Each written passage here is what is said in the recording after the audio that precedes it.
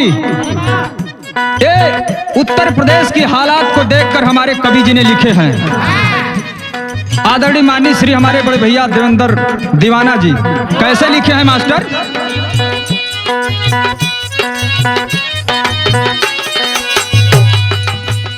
सब कहे आवा फिर से आखले सभाइया,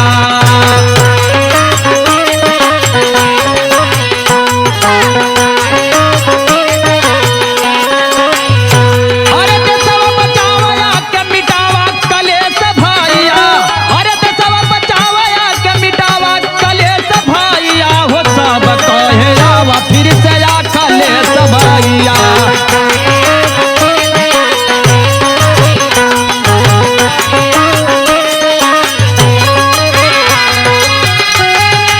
क्या बात है, अरे वाह माँ लक्ष्मी भैया वाह, कहे आवा फिर से आखले सभाइया।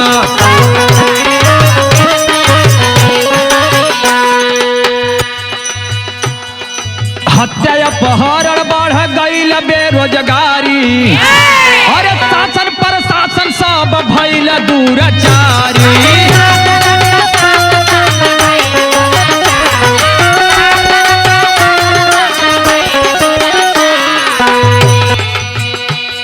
अरे मनमानी करता रे सब भरी द्वेष भाइया हो, सब कहे आवा फिर से आखले सभाइया।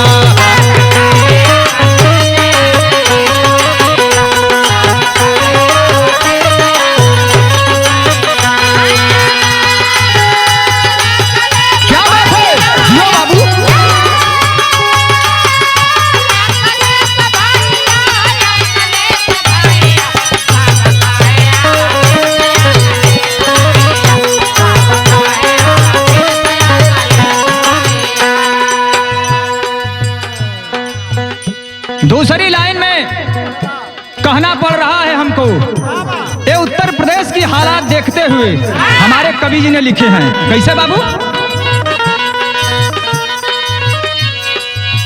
अरे देशवा के लजिया भैया लेहता बचाई, अरे किसान मजदूर युवा तोहसे आसरा लगाई।